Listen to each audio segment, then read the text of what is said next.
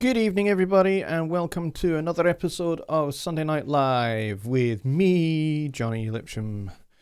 Here we are in the glorious city of Edinburgh in Scotland in the United Kingdom. Hope everybody is doing well. I know that for some of you, you are facing... hang on, my foot is tangled up in some cables. I know that for some of you, you're facing some extreme weather. You've got Hurricane Dorian, which is... I think it's made land already and making our way up the Florida coast, I believe. So for those of you that are in that Florida area, be safe and batten down those hatches and take great care. We get hurricanes here as well in the United Kingdom. We don't get them quite as regularly as you guys, but we certainly do get them. And when we get them, boy, do we get them.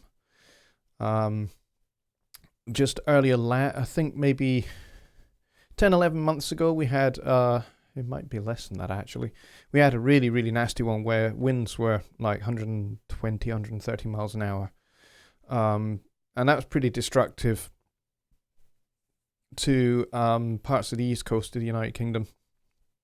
But we got off quite light here in Edinburgh. It was extremely windy, and there were trees down and stuff like that, but, you know, nothing quite like, you know, entire houses being flattened and stuff like that. But yeah, so you guys take great care, and I really don't mind if you don't watch the show. Far better for you to look after yourselves than to be watching me. So that is all good.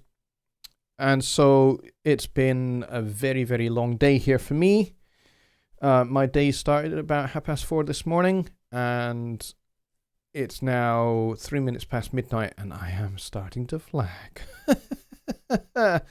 I've just been ridiculously busy. And I didn't really sleep very well last night either, which didn't really help.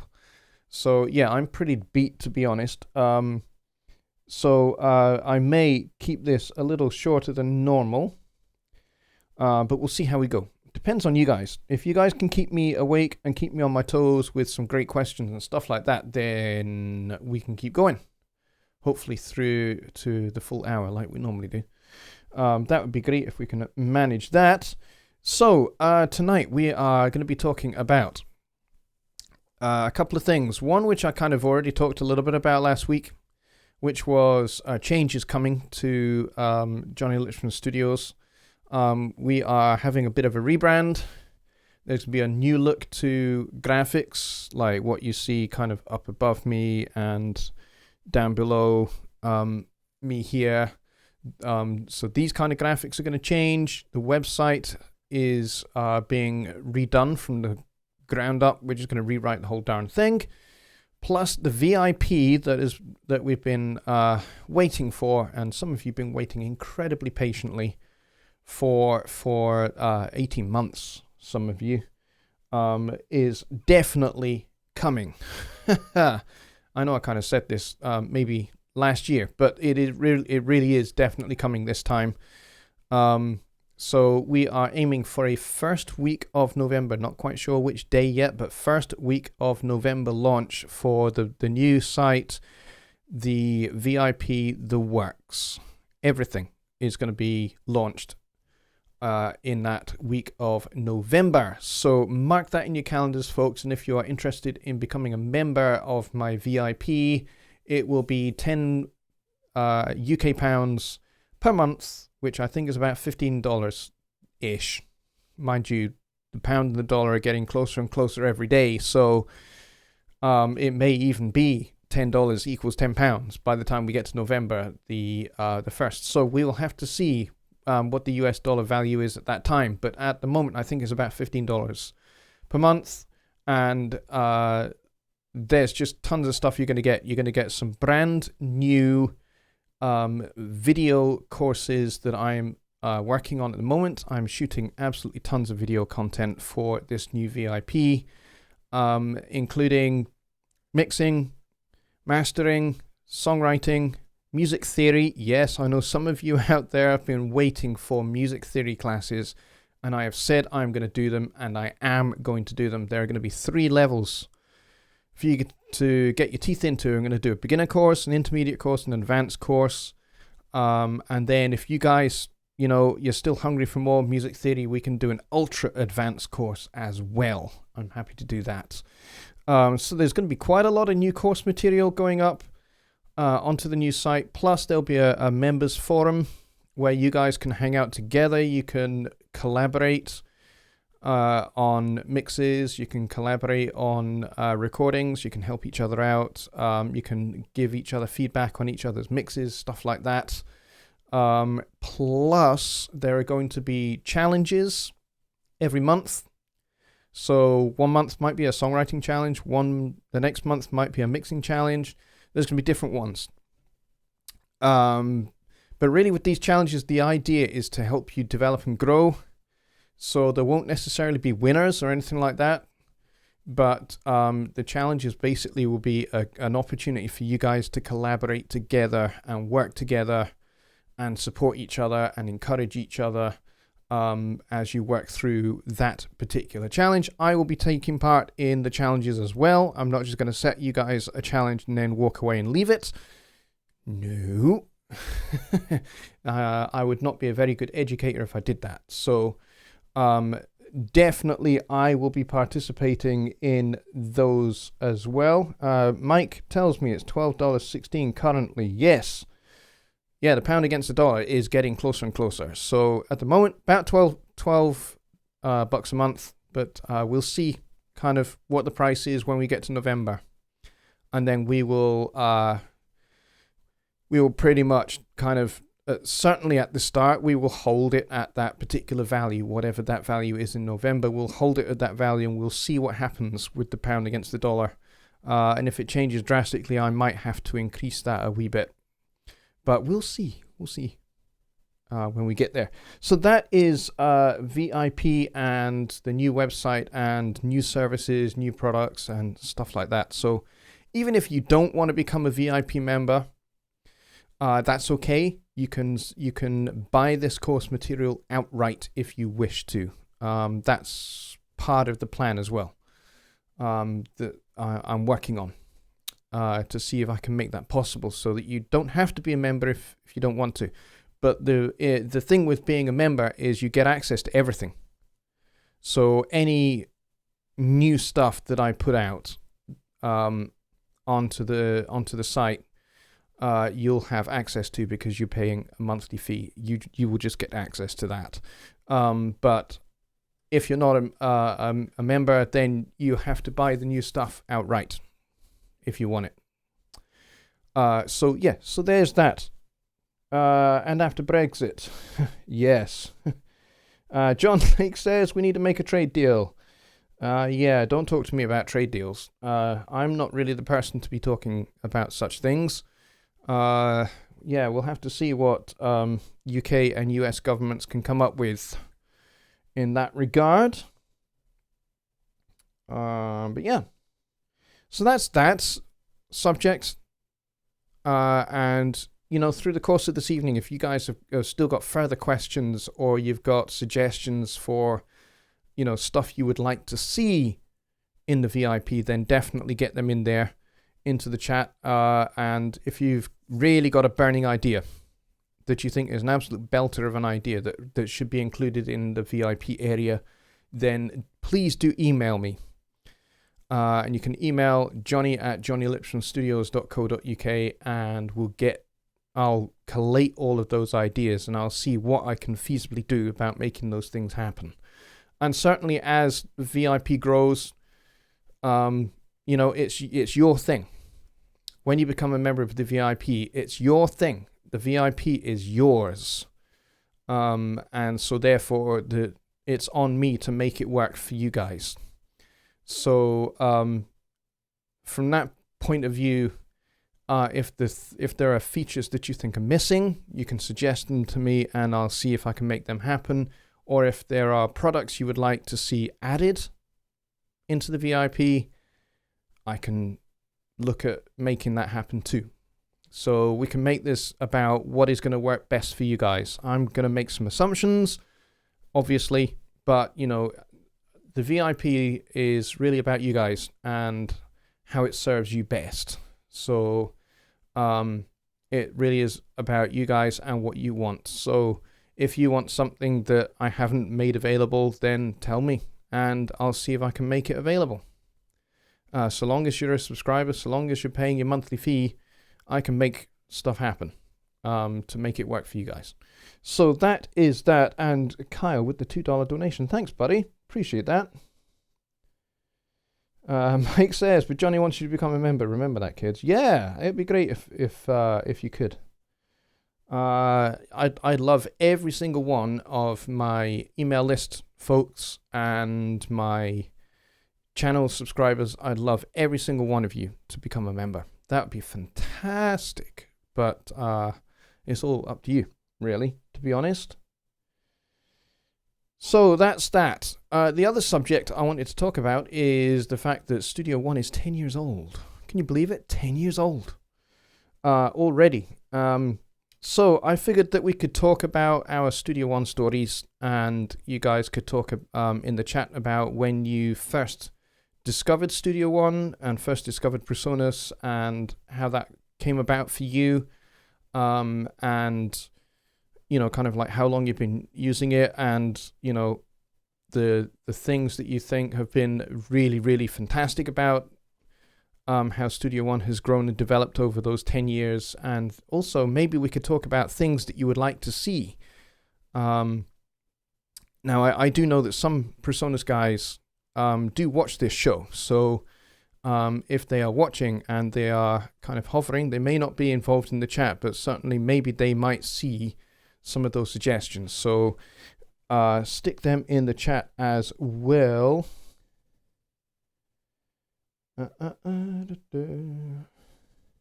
Deer Creek is here. Good to see you, Chris.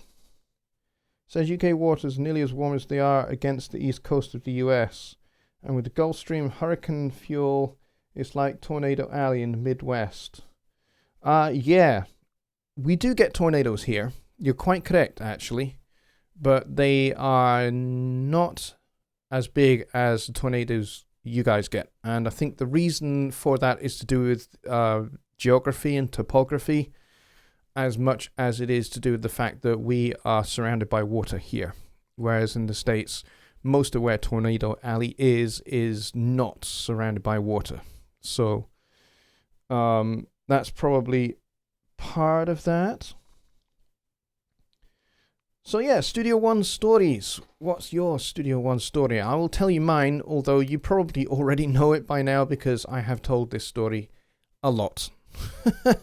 Not just in person. I've told this at all sorts of audio events as well that I've been to, and I've told this a lot online as well. So if you've heard this story before, feel free to chat amongst yourselves or switch off. But don't switch off for very long because I would like to hear your story. So mine is I started using Cubase on an Atari 1040 ST Eagle way back in 1988, and that was Cubase 1, I think it was. And just before that, I was using Pro 24, made by Steinberg as well, and they're the company that made Cubase. And I had it synced to a tape machine. So I was working kind of hybrid when I first got involved with it. So there were some elements I programmed, and there were elements that were performed live by real musicians and recorded on tape. And then using this synchronization that we had, I could sync the tape machine to the computer, and it meant that when I did my mix down, the digital elements and the real human elements would be in perfect sync with each other, and it was dead easy to do a mix down to a stereo master file. So it was dead easy to do, and I worked that way up until I think maybe about 2009. No, 2007. 2007. I worked that kind of hybrid way until 2007. And then I decided, because I had moved from London back to Scotland to Edinburgh, I couldn't really be lugging a tape machine around anymore. It was great whilst I had it, but I couldn't lug it around anymore, and it was becoming very costly to maintain. So got rid of the tape machine and went entirely 100% in the box, and continued using Cubase. And I carried on using Cubase up until 2013, when it really, I think it was version 6.5 of Cubase, was possibly the worst version of Cubase that I think they had ever made. It was clunky. It was, it pretty much ruined my computer. I got blue screens of death. It would shut my computer down. My computer would overheat, and all of that, and it had never done that before. Now you would think, oh, now that I've said overheating, you're probably thinking, oh, maybe the CPU and everything else was, clogged up, or the fans were clogged up and stuff like that. Well, I did think that as well, and my partner in the studio at the time thought that, and so we covered all of that, and no, it wasn't that. It was Cubase. Cubase was shutting my computer down. And so I contacted Steinberg, and Steinberg fobbed me off pretty much with what we call here, I don't know whether you call it in the States the same thing, but we call it a pat answer, which is basically a standard copy-paste reply or a standard reply, which didn't impress me too terribly much. And so I thought, okay, I can't be having this, I need to not lose any days of work. Because it just meant deadlines just got ridiculously tight, and I don't like really tight deadlines. So I had to find something else, and I started looking around on YouTube to see what I could find, and I stumbled across two content creators that really appealed to me. One was Jonny, and he was using Studio One, still is obviously, and the other person was Joe Gilder. Joe had just at that point just switched from Pro Tools to Studio One, and I thought, that's interesting, because Pro Tools is kind of the industry standard. Why would you switch from that to Studio One? I was intrigued, and so the more I watched his videos, the more I kind of understood why he had done it, and so that prompted me really to watch. I kind of binge watched Jonny's videos on Studio One, and then I thought, okay, well, I'm just gonna do that. So I went and jumped ship. I uninstalled Cubase from my computer, and I went and bought Studio One, downloaded it, installed it, and it installed like a breeze. And then I just started using it. I didn't look at any manuals or anything. I just started using it. I started working on client projects, and actually I was getting work done a lot faster. And it was just super intuitive.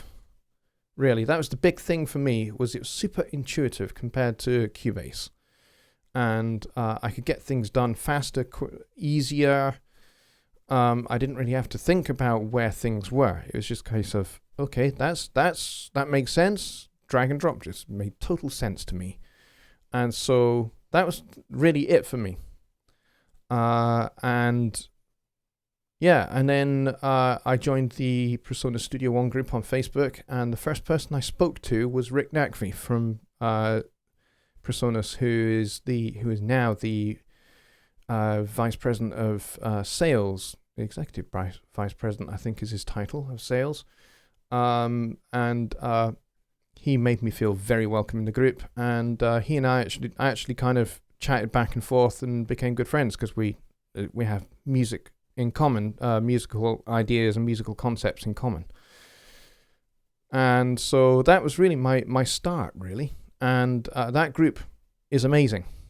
And the people in that group are awesome. I got a lot of help when I was just like, how do I do this? Because in Cubase, I did it this way. And people were very cool and said, okay, in Studio One, you do it this way. Quite similar, but not quite the same. And that was it for me. And I forgot to switch my phone off. Hang on just a sec. Naughty me.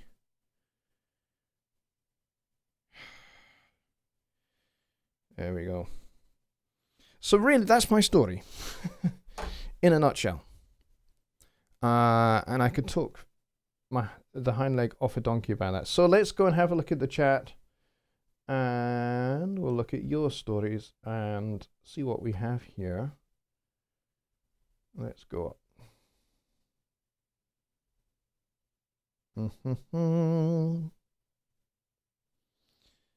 Let's see. Kyle says, February 2018, roughly, when Gibson pulled the plug on Sonar. Yes, there are quite a lot of people that have come over from Sonar to Studio One, which is very, very cool.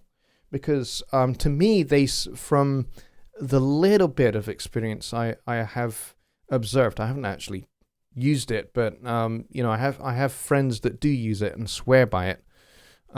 It does seem to be quite considerably different to Studio One in a lot of ways. So yeah, I'm glad to see that you are here. Just Bob says, how about a Skype interview segment with anyone who you think does an outstanding job on mixed challenges? A cool little interview would be cool. Just Bob, that is a fantastic idea. That is a fantastic idea. And actually, I have been thinking along similar lines about a feature for the VIP, which will be kind of like, I know how Dave Vignola over at mixingmadeeasy.net is currently, if you're a member over there, he is doing his coaching call with his members as we speak. That's happening right now. I have this idea of doing my coaching call, so to speak, a little bit different. There's a platform out there that my good friend down in Australia, a guy called Vatcher from Recording Studio 9, he introduced me to this just last week. I cannot remember the name of the platform, but it's kind of like, it's a live streaming platform. And the cool thing about this platform is that people who are in the stream can actually talk to me in person via their webcam and their microphone. So I could actually have people from the audience in that coaching call. I could do that kind of interview idea that you're talking about, and everybody could see and hear what they have to say, and we don't have to do it via text and typing and stuff. So I'm going to look into that for using that for the VIP coaching calls, because I think that would be a great way for us to really have something that's much more interactive than what we're doing right now via Skype. Not via Skype, via YouTube. YouTube is great, and doing this show is fantastic, but the only way I can really interact with you guys is the chat, which means reading text and you guys typing out text, which is fine, but it's kind of a little bit limited in terms of its interaction. Skype, it can be done via Skype. You can have conference calls, but you're on the free version of Skype, you're limited to the number of people you can have in that. And I don't want to kind of have that as a hindrance, if at all possible. And as far as I can tell, this other platform, and I will eventually remember the name of the darn thing, there are no limits as to how many people you can have in the chat, in the show. But I think I can only have maybe one or maybe two people on camera at the same time. And kind of once we've done our little chat or a little miniature interview or whatever it might be, then I would put you into an area called backstage, which is where you're back kind of in this kind of scenario where it's back to kind of text. And then I can bring somebody else up.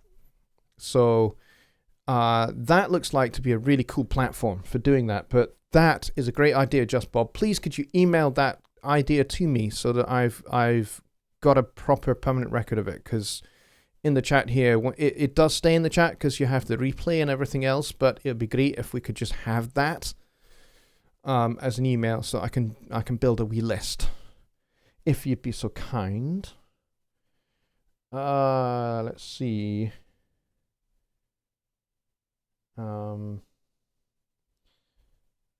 Let's go see what else we have here in terms of stories. Ken Moss says, Christmas 2017, started the whole mixing thing, bought Reason and Studio One. Hated Reason, loved Studio One, haven't looked back. Well, that's awesome. I have actually had a little play about with Reason, and there are some really good things about it. There are some really good concepts and some good ideas. I think the GUI is a little bit cluttered for my liking. And one of the things I like about Studio One is the GUI is very uncluttered and very clean. Even if you've got a lot of channels in the mixer and you've got a lot of audio in the arranger view, it's still pretty streamlined. Even if you've got like 150 tracks, 150 channels of audio in the mixer, it's actually still pretty uncluttered to look at. It's easy on the eye. And I don't think Reason quite has that. Although I have heard that there is a new version of Reason coming out, which I don't know. Maybe they've dealt with that. Who knows? I'm not really sure. Let's go and see. Here we go. Oh, Michael Johnson is here. Hi, Michael. He says Reason 11 is coming out. There you go. I just couldn't remember which number Reason it was. So that's Reason 11 is coming out this month with their entire rack available as a VST plugin for every DAW. Now that is very cool. Because Reason plugins do look pretty cool, actually. So if that rack is available as a VST that could be used in other DAWs, that is very, very cool. Which I like. I moved from Reason 10.2 to Studio One and missed some of the rack stuff from Reason. Well, that's cool if you'll be able to get back into those kind of things. Just Bob says, I was very wary about switching to digital on computer. Cakewalk kept crashing the computer. I saw you and Jonny's videos online about Studio One and thought I'd give it a try and never look back. Well, there you go. That's awesome.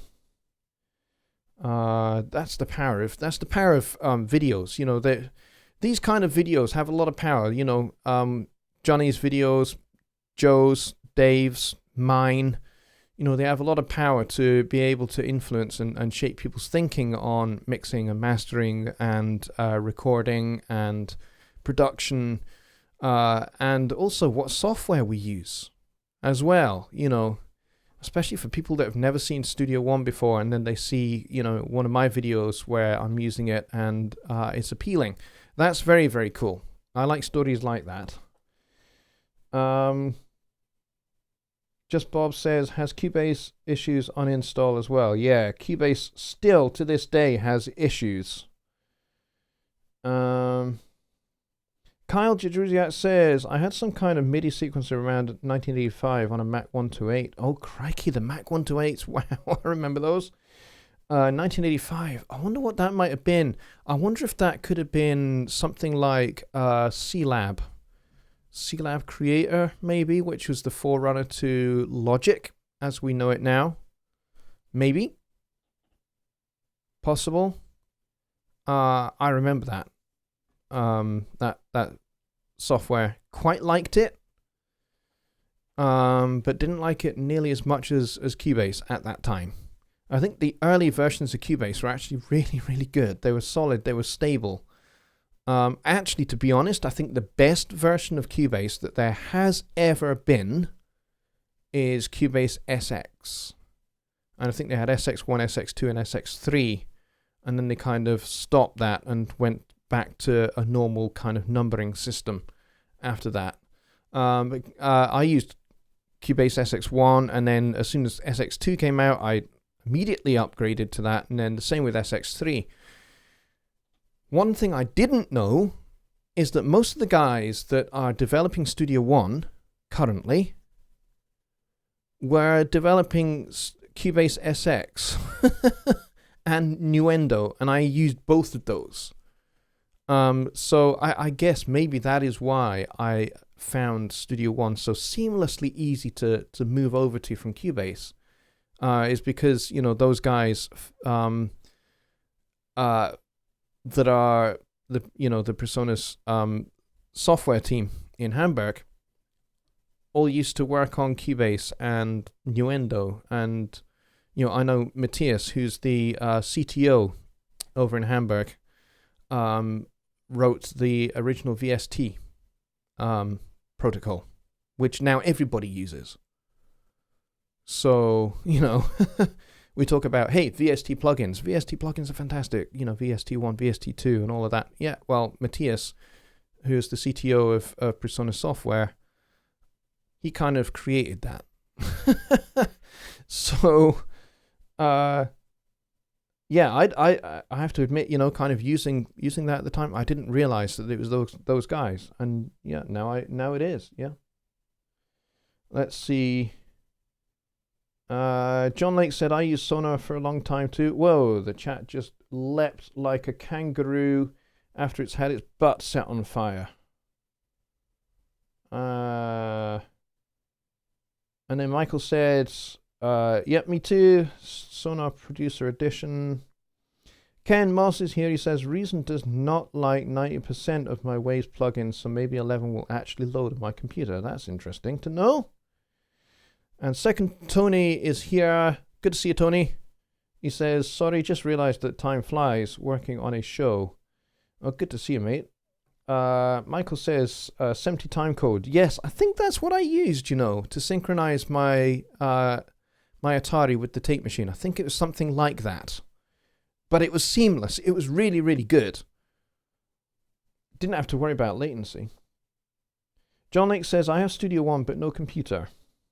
Yeah, you might find it hard to use Studio One without a computer. As far as I know, it's only computers that it works on. She Studios, that's my good friend Sheila, says, was a Pro Tools user until it kept crashing. Browsed on American Music Supply website, saw Studio One, didn't know what it was, searched on YouTube, saw Jonny of HST and bought Studio One. End of story. Yes! That's a great story, Sheila. That really is a great story. Snidely Whiplash says, I use Pro Tools and I love it. On the other hand, I hate Avid. I have Pro Tools 12.7, and since they started making us pay $100 a year for a subscription, they would not let me update 12 any further. Yeah, a lot of Avid customers are really quite upset about that. And I think probably with good reason. I have to be careful what I say here because, you know, I really would not want Avid to decide to sue me. So I have to be quite careful about how what I say, really, and remain respectful and all of that. But yes, I know a lot of people that are unhappy with the subscription modeling concept for Pro Tools now. And my good friend Vacher, again, down in Australia, has got a couple of videos on the free version of Pro Tools and some of the major flaws that there are with that. And especially when you compare it to Studio One Prime. Studio One Prime stands head and shoulders above the free version of Pro Tools. If you're looking for a free DAW, don't go down the Pro Tools First option, which is their free version of Pro Tools. Just don't do it. It's not just that it has limitations, because every free DAW has that. You know, they have their limitations. But it's that actually they are crippling limitations. Now, I don't know whether they've fixed some of those and made it a little bit more fair. Avid, I don't know, but yeah, there's a lot of people out there that are really PO'd about this subscription system, and I'm very, very confident that Presonus are not even remotely considering such an idea.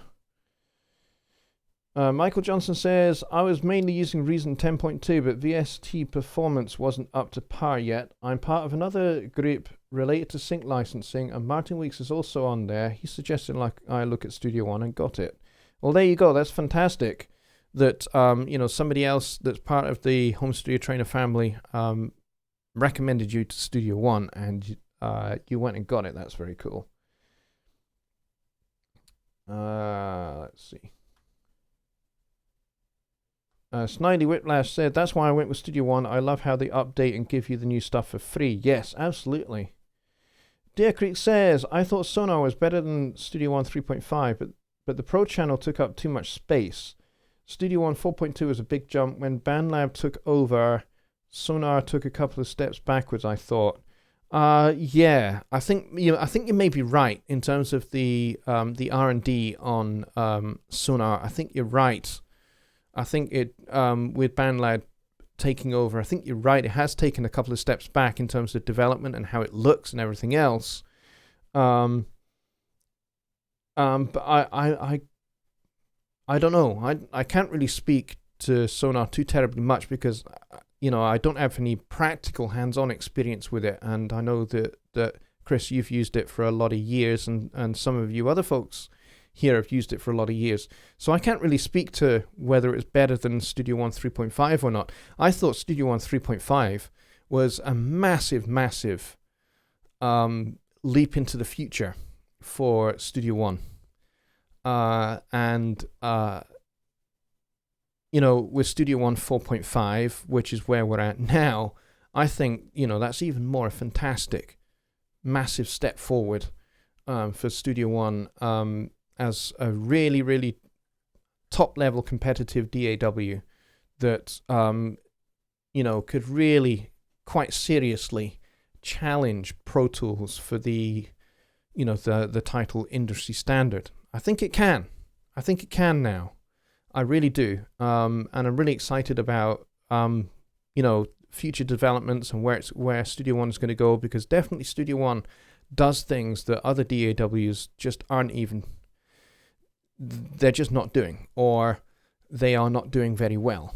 And, Studio One is really beginning to excel where the other DAWs aren't, which I think is enormously exciting.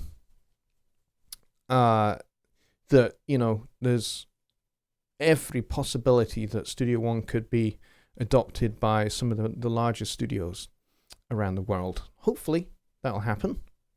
That'd be great if it does. A couple of you have retracted your messages. Okay. That's a shame.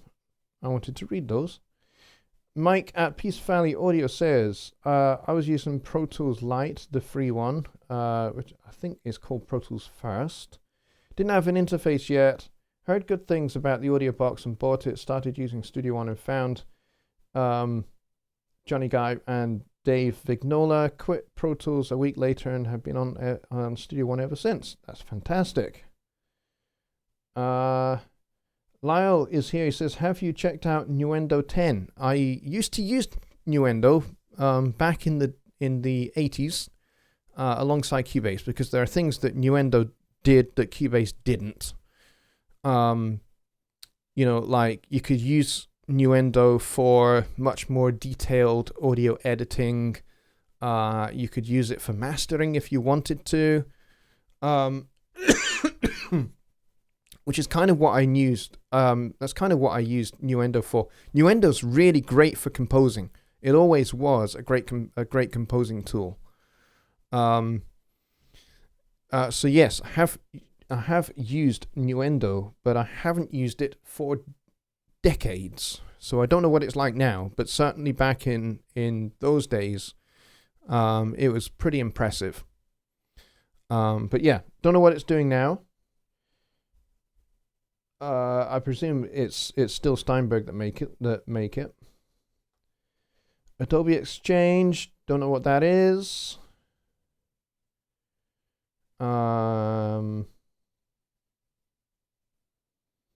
Just Bob says, yes, I'll email you. Fantastic, thank you. Mike says, let's not trash talk other content creators, please. Yes, please, let's not do that. You know, the people that I have mentioned by name tonight in this show are personal friends of mine as well as colleagues. You know, Jonny Guy and I have been great friends for, you know, the last 5-6 years. And Dave Vignola, Joe Gilder. Joe is a good friend of mine. We know each other pretty well. You know, all of these content creators and Dave Vignola and all these others, they're all friends of mine as well. And we're all trying to do the same thing, which is to serve you guys. That's what we're here for, really. We're here to serve you guys. So, you know, just let's not trash talk each other. I'm not really interested in that. But that's cool. That's all squared away, though. Mika is here. He says, sorry I'm late. So much prep for a potential storm. Was doing raid backups all day. Yeah, that's a very wise thing to do, Mika. I hope you are fully battened down so that the storms don't get you. You're in Miami. Not sure how close to the storm will come to the close. It hasn't turned north yet as expected. Yes, it is kind of... everyone thought that it would track kind of north or northeast, and it hasn't really done that. So you might escape. It's possible. Or you might just catch the outside edge of it, I guess. Let's see what else we got here.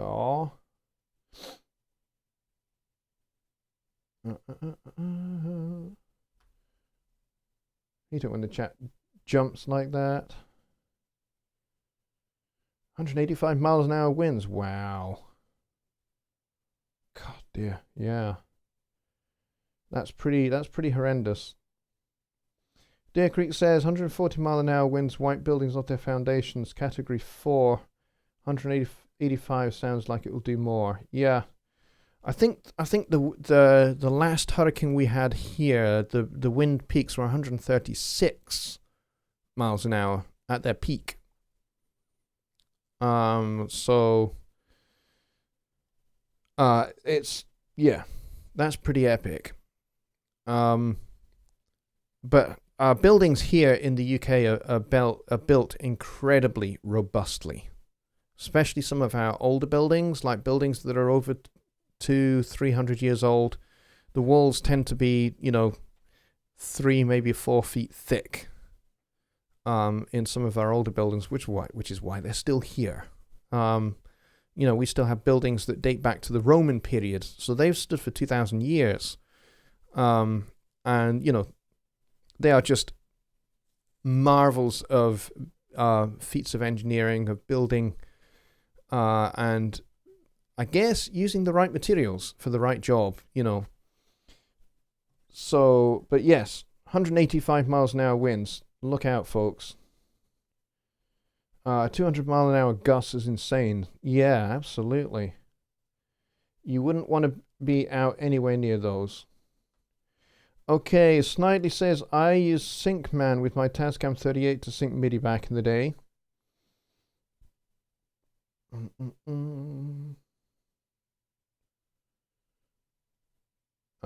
Mika says, put things in perspective. How much does a car lease cost? A mortgage? How do you make your living? Do you need professional tools to make your living? Yes, Studio One is cost effective by comparison. Yep. Yeah, it is. Studio One is also a professional tool to do a professional job. Absolutely it is. I have no doubt about that as a professional user. Michael says, one of the nice things that Reason 11 VST will provide is the SSL 9000 mixer sections that you can use on your mix channels. Well, that's pretty cool because I would love to see how they stand up against the Brainworks SSL channel strips and the Waves channel strips and the Universal Audio SSL channel strips as well. That'd be quite interesting to see how they stack up. Maybe it could be possible to do a shootout. There's an idea. Got me thinking. Let's see. The ability to master albums sold me on Studio One, says John Lake. Yeah, the project page was a big selling point for me too, actually. You know, because I had been, I think latterly towards the end of my Cubase period, I was recording and mixing in Cubase, and then I was using Wavelab. I think it's called Wavelab. I think that's what it's called. And I was using that for mastering. But now the fact that you have an integrated mastering suite into Studio One, which is something I don't think any other DAW is actually doing, and if they are, they're certainly not doing it to the level of integration that they have with Studio One, as far as I'm aware. Let's see. Mika says, I was doing some serious sessions for a Disney film with some excellent musicians and producers. Not one of them had even heard of Studio One. There's near zero pro market penetration. Nanoscopic. Yeah, well, I mean, there are Grammy award-winning big name producers out there that are using Studio One. Maybe they're not in the film industry. Maybe they're not in the film production, film composing industry, and that's understandable. Studio One was never really designed with film scoring in mind. Whereas something like Cubase, Cubase is a much older DAW. It's been around for over 30 years.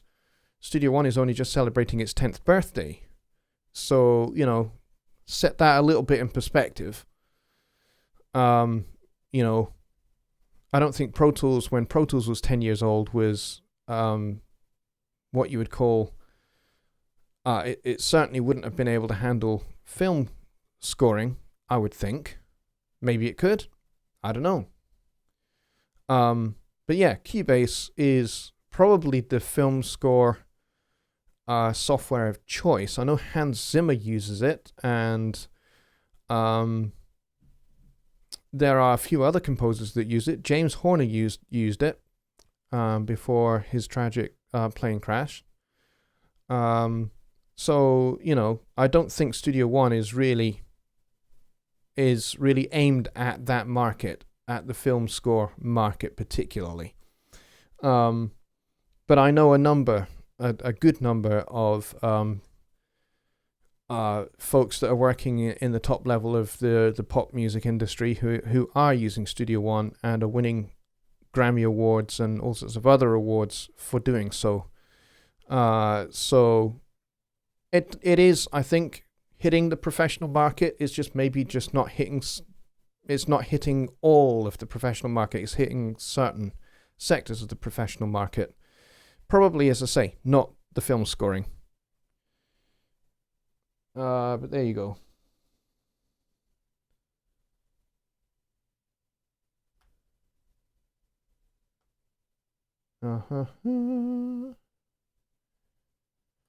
Mika says he served in the Navy. Awesome. I did a very, very, very short stint in the Navy as a bandsman. And that's as far as I got, really. I love sailing. I love being out on the ocean. I love all of that, especially when the sea is choppy. That's my favorite sea condition. Whilst everyone else is barfing up over the sides, I'm the one that's still standing there going, what are you guys complaining about? Wussies. That's me. But yeah, I was for a short time a bandsman in the Royal Navy. But there you go. Dickrick says, then you didn't need vice grips, all you need was orders. Yeah, there you go. Okay. Let's see, what else have we got? Chris says, what do you think the numbers are comparing the Avid customer base versus the Personas customer base? Avid has less, but more high end as a guess. I think you may well be right. And I think that again goes down to really the fact that Pro Tools is a much older DAW. It has been around for a lot longer, and actually had little to no competition for a very long time. You know, it's only probably in the last 15 years that it has really had any serious competition other than Cubase and maybe Logic latterly. But, you know, I think there was a long period where really if you were wanting a digital audio workstation, it was Pro Tools or Cubase, and that was pretty much it. At the top of the professional market, I think that was it really. You know, there are a lot of producers out there that use Logic and they swear by it and they make a lot of money and they make a lot of award-winning records using Logic. There are just as many that are doing that using Studio One and Cubase. And really, to me, it's not really that important what DAW you use, which is, you know, for as much as my videos on my channel feature Studio One, you know, my things like my mixing tips series, I'm focusing more on the skills and the concepts of mixing, and not really upon which DAW I'm using. I just happen to use Studio One, but you know, they're applicable to any other DAW. And as far as I'm concerned, who gives a hoot which DAW you use? Just as long as you're making music and you're enjoying the process of making music, and if you're making a living out of that, then that's a bonus. That's great. And I don't really care what DAW you're using to do that, to be honest. Yeah, it would be great if you use Studio One, because I love Studio One. I think it's fantastic. I think everybody should use it. But really, ultimately, I don't really care. So, you know, this whole thing of, oh, let's compare Avid stats with Personas' stats, I don't really care. It's not that important to me. What was the point of this discussion was that I wanted to find out how you guys discovered Studio One, because a lot of you in the show tonight are Studio One folks, and you've come over from various other DAWs, and it's been really interesting to hear about how some of you have come over from Sonar, some of you have come over from Reason, some of you have come over from Cubase, some of you have come over from Pro Tools. That's awesome. You know, that's really what it was about. You know, I didn't want to start a discussion on, you know, whether Studio One should have the top spot. I personally think it should.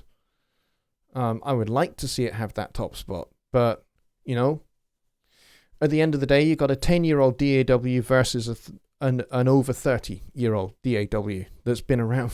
It's been around for a lot longer. It's become the accepted industry standard. It's going to take a while to, you know, to topple that. You know, and that's just the way it is. But that's not to say it can't happen, because I think it can. Let's see. Mike says, time-wise and skill-wise, I'm more of a hobbyist than anything. Studio One just fits my needs. Yeah, I think that's the case for a lot of folks as well, and that's cool. That is very cool. And you guys are having a good chat and mocking each other's typos, which is always good. Let's see. Ken Moss says, Mika. Even Warren Hewitt was mentioning Studio One. I did a rather lengthy talk with the vendor booth rep at Summit Now from Personas. He seemed pretty impressed at the features and capabilities. Yes, and Warren is another friend of mine. And he's had some video content done on Produce Like a Pro, which has been done by a guy called David Mood, who is a German producer and engineer. who uses Studio One, and Warren was more than happy to have some Studio One content on Produce Like a Pro, and he even said at length in his prologue before David's video started just how impressed he is with Studio One. He has seen it in action. He's been in studios where Studio One is being used. He's very impressed with it. And he knows I use Studio One, and I talked to him quite a lot about it. And he has said that he's going to try it out. He is going to give it a go. So watch this space, folks. Warren Hewitt might well switch. Who knows? That'd be impressive if he did. I don't know. He might. You never know. But yeah, he certainly has talked in glowing terms about it. Let's see. Deer Creek says PreSonus is a consumer hardware company, and Studio One is the new kid on the block, growing quickly. Yeah, PreSonus did start out as a hardware company. Yeah, you're absolutely right. 1995, that's exactly where they started. They started making, hardware gear. And it wasn't really until 2007, I think it was 2006, 2007, that PreSonus acquired Cristal, which had been started by Matthias in Hamburg, with a small team of former Steinberg employees. And PreSonus basically acquired Cristal. So they acquired the code base from Matthias and all of his staff and everything else. And then that formed the basis of PreSonus Software Limited. And of course, the Cristal engine is the Cristal audio engine is the basis, the code, the base code for the audio engine for Studio One. So, but the idea behind Studio One was to create a DAW that would have deep level integration with PreSonus hardware products. That was the idea. So the idea wasn't just to create a DAW because, hey, why the heck should we not create a DAW? There's lots of other DAWs out there. Why don't we just add one to the market? No, that's kind of not really what they wanted to do. They wanted to create a DAW that had deep level integration with their hardware products. So, that's really what they've done. And I think with the integration with the Series 3 products, the Studio Live Series 3 products, like the stage boxes and the consoles with door mode and all of that, and fader ports and all of that, and ear mix and universal control and UC Surface and QMix, all of these things tightly integrating between Studio One and hardware units made by PreSonus to create a PreSonus ecosystem is a fantastic thing that there aren't very many door manufacturers that are doing that. And that's the thing I personally find is pretty impressive.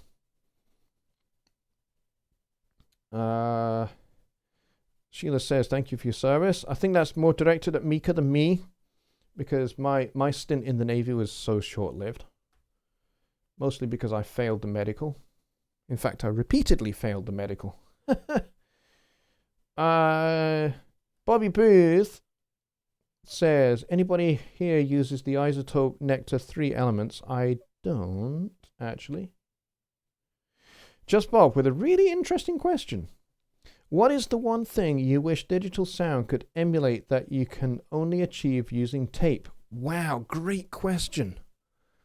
Here's the problem. Tape and analog has so many random elements to it. It's really hard to kind of codify that into something that is rigid. That's the big problem. That's the fundamental problem. And I know that there are incredibly clever people out there that have developed all sorts of incredible algorithms that and modeling techniques that will capture those random elements.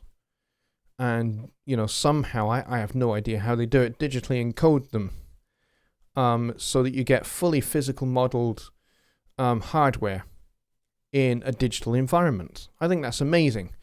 But to your question, what one thing do you wish digital sound could emulate that you can only achieve using tape?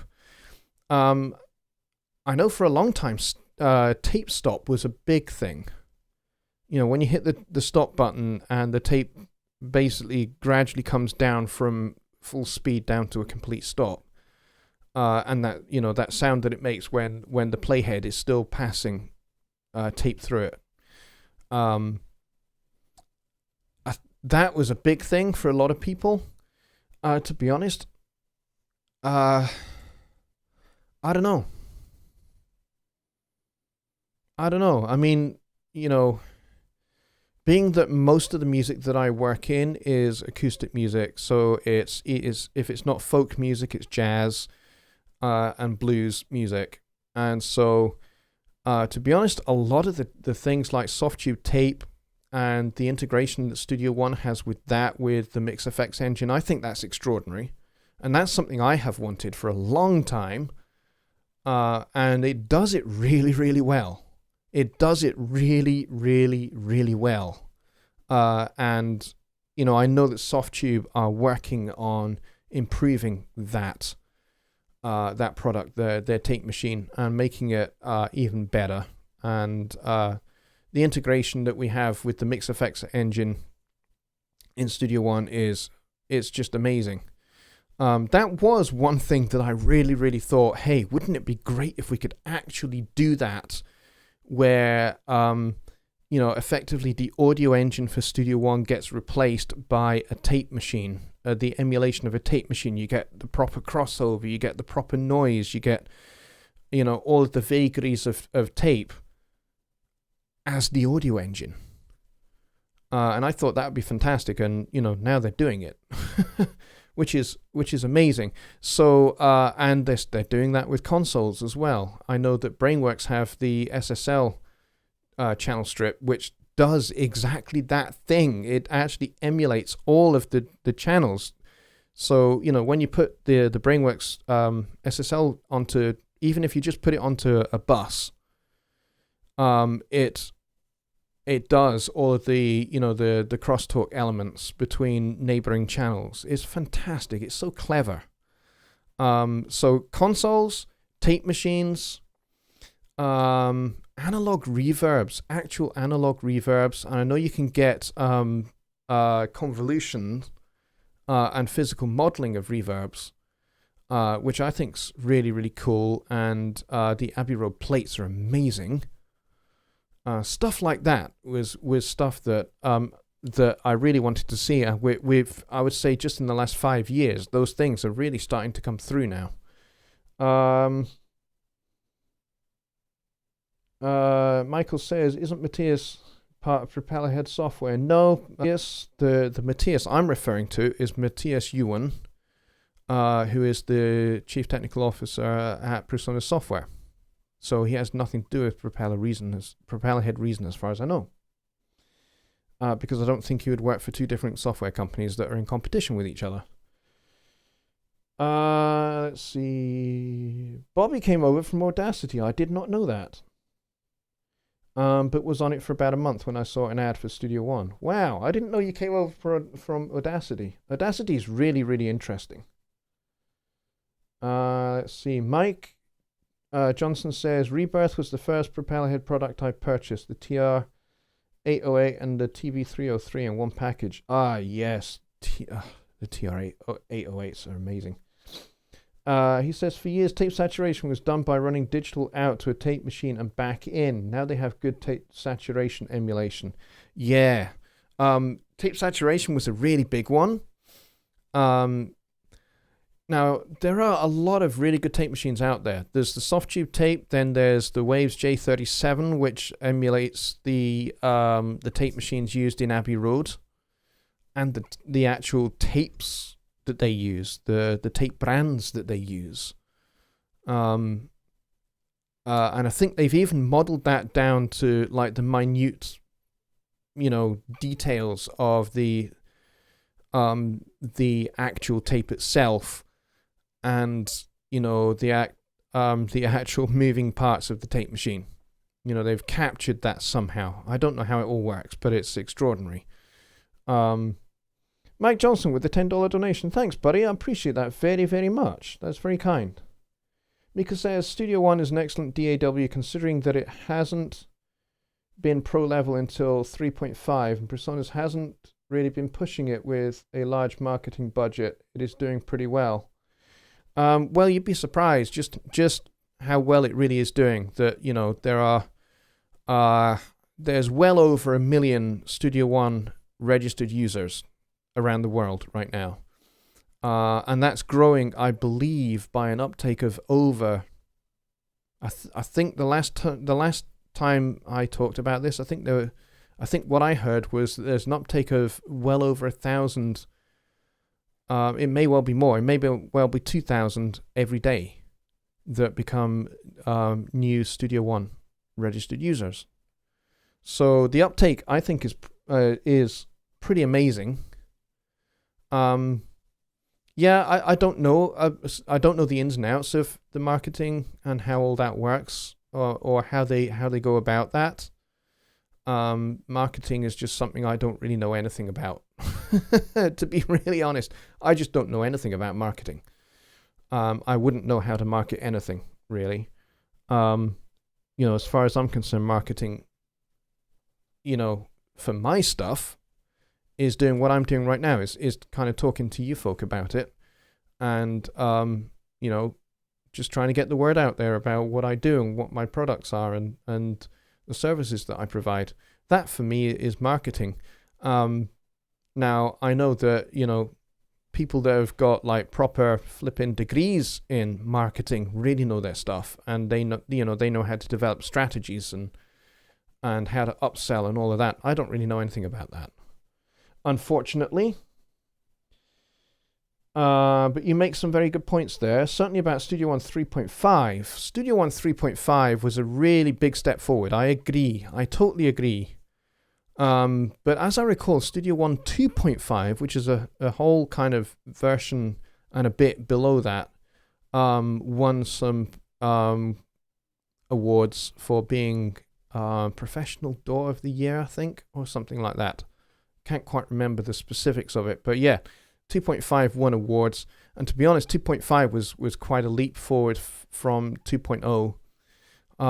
And I kind of agree that prior to Studio One 3.0, I didn't really like that grey and blue kind of look that it had. It was very flat and not very appealing. Which is why for me, it wasn't about the look. It was about the ease of use. And, the fact that a lot of it is done under the hood. The user makes certain decisions and drags and drops stuff, and, everything is connected up under the hood, unlike in Pro Tools, where the user has to connect a lot of things together. And I suppose maybe that's part of the appeal of Pro Tools to a degree, is, you're kind of connecting that to that. It's kind of like having a digital patch bay in that regard, I suppose. Whereas with Studio One, there's less of the kind of connecting things together. And maybe that's why, I don't know, maybe that's why it takes a while for some Pro Tools folks to move over to Studio One. Especially for those that maybe find that kind of connecting things together appealing. Some people really probably like that. And maybe some other people find that intimidating or annoying that you actually have to do that. That to connect that to that takes 5 or 6 steps. Whereas in Studio One, it's just 1 or 2. I think Studio One is extremely lean and efficient. And I think that was probably the biggest selling point for me coming over from Cubase, was just how efficient it is. no longer having to do things in 4 or 5 moves was a big thing for me, you know, and it's not to do with laziness or anything like that, or, you know, just wanting a workflow that's, you know, super duper fast because I want to be able to get to an end result super duper fast. No, I like to take care and make sure that not only am I doing things fast, but I'm doing things efficiently, I'm doing things well, and I'm paying attention to detail in the work that I do. So for me, it's not just about having the fastest possible workflow on the planet where you just do one move and 20 things happen at once. That, I don't find that appealing. Because I'm a details person as well. I want to be able to know kind of that has been taken care of. And so I want to be a part of the process, but I don't want to be so much part of a process that I have to make those 20 moves myself before the computer will actually do it. So I suppose that's why I found Pro Tools a complete and utter turn-off. Bobby Booth with the $5 donation. Thank you so much, my friend. I really appreciate that. That is ever so kind, you guys. Just Bob says, in part to my question, I think it'd be great if you would offer up more stuff like the Abbey Road stuff. Like, hang on, I'm trying to read your post. Like Muscle Shoals Studios, several Detroit and Chicago studios. Okay, I can certainly think about those kind of things. Within the limitations of what I'm capable of. Because remember, I'm doing all of this by myself. Michael says, I miss the tape sound. Grew up hanging out with my uncle Glenn Royf at Chip Young's studio. Glenn was the engineer there. Cool. Didn't know that. I got an incredibly itchy nose again. Let's see. Ken says the new video stuff in Studio One 4.5 can integrate it much more now into film music composition. Yes, I think you're right. For a long time, they didn't really do anything with the video. You had the video player, but you couldn't really do a whole lot with it. And now that you can, I think that's a big step forward there as well. And I anticipate that there probably will be more work that will go on that side of it in the future. I can't be specific. I don't know specifics for a start, but I'm pretty confident they probably will, you know, carry on developing that idea, and streamlining it and making it more efficient. Particularly the whole rendering part of it, making that much more efficient would be superb. But yes, you're absolutely right. Being able to bring in video and create your audio and then export the whole thing together is really, really good, especially if you want to get, you know, kind of like a cue sent to a producer for them to review how something is going to sound, or to give them an idea of how something might sound for a particular scene. I think you're right there, and I really do hope that they do take the next logical step with that. Does anyone know anything about Atmos? No, I'm afraid I don't, John. Mika says the less steps thing is neither here nor there in my opinion. All good DAWs have scripting macros with shortcuts. Logic has the fastest workflow for me because I've been using it since eMagic. Well, yeah, that's the other thing. The more you use something, the faster you get at it. You know, it's like your typing speed. You know, you start out maybe being able to do, I don't know, 10, 15, 20 words per minute. And with practice and with just doing it more, you eventually get up to like 150, 200 words a minute. It's the same with drum rudiments. I mean, I'm a drummer by trade. That's kind of where I got my professional start. In the 1980s was as a drummer. But, you know, playing in Navy bands, as a drummer, you have to get your rudiments up to a very, very, very, very fast speed. And the only way you do that is by repetition and practice and just doing it over and over and over again until it becomes something that you can almost do in your sleep. And you get faster and faster at it. Like my paradiddles, at one time, I could only do them at 200 beats a minute. That was my wall. I could not get past that wall until I worked out how I could get past that wall, how I could punch through it. And all of a sudden, I could not only go well past 200 beats per minute, I could go well beyond it. I could go, 300, 350 beats a minute. And, so it is more, the more you do something, the faster you get at it. The more familiar you become with something, the faster you get at it and the more efficiently you do that particular thing. So, yeah, workflow, I think, is a funny word. I'm not necessarily a big fan of it. I think sometimes it gets used as an excuse. But, yeah, workflow is a big thing. And I think for as much as it's about the software, I think it's also about how you interact with the software. And I think you're right on that point, Mika, for sure.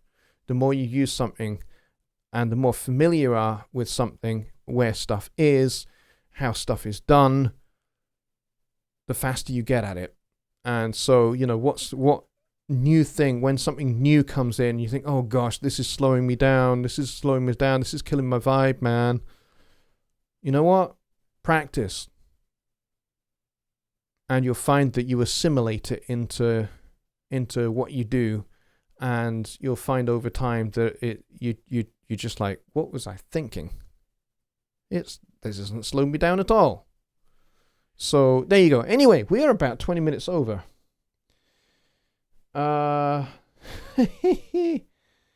Bobby says I need to scroll up to 7:05. Do I? I've not got timestamps switched on. That's very bad. I should have. Because I don't know when 7:05 is. Let's see if I can find where 7:05 is. That'll be 1:05. Yeah, Michael, I think I saw your donation there. Yeah, for $10. Thank you so very much, mate. I appreciate that. I think I mentioned that. Those are the only things I'm seeing at 7:05, by the way.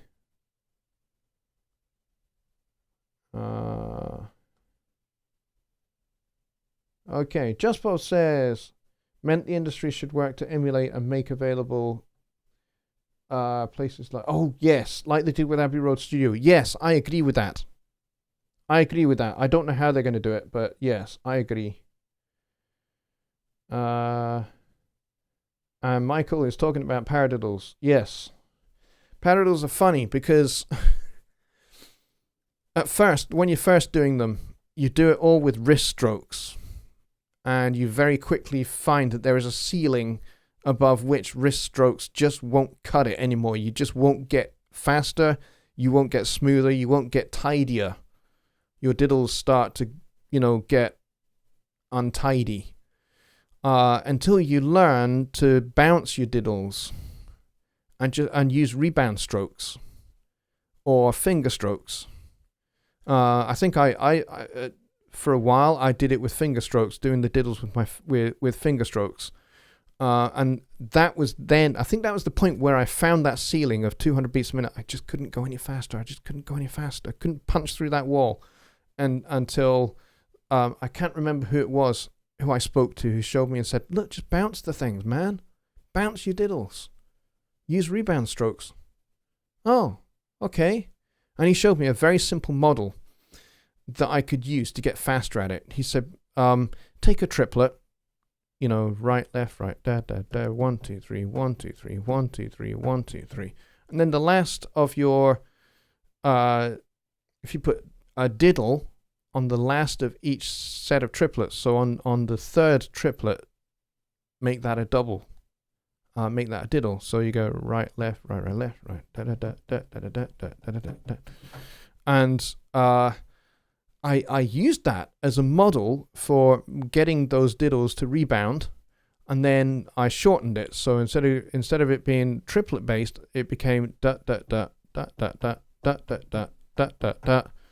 And then the last of those threes would be diddled. So, you know.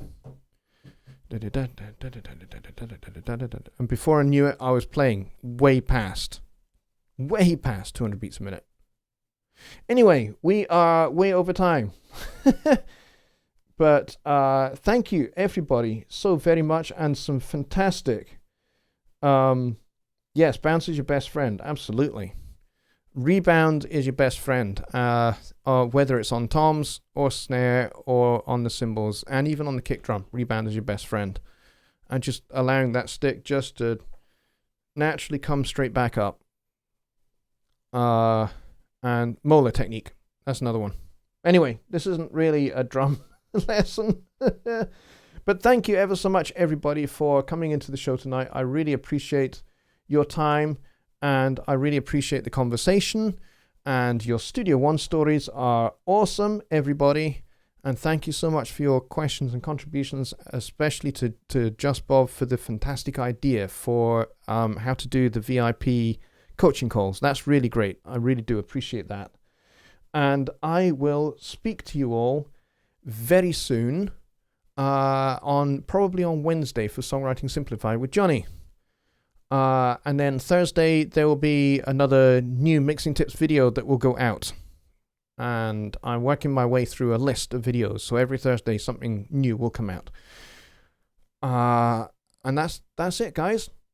The other thing to say, Studio One 10th anniversary month. This month, the whole month of September, Presonus are doing a whole bunch of stuff. There's going to be giveaways and all sorts of stuff. And I meant to say this at the start, and I apologize.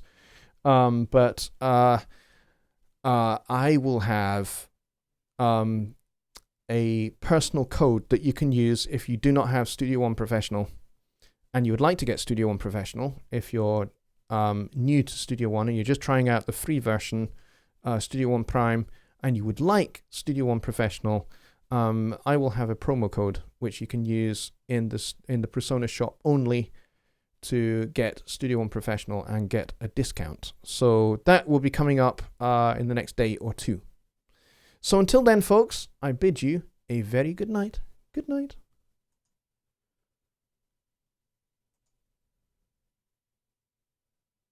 And we have no music. Why do we have no music?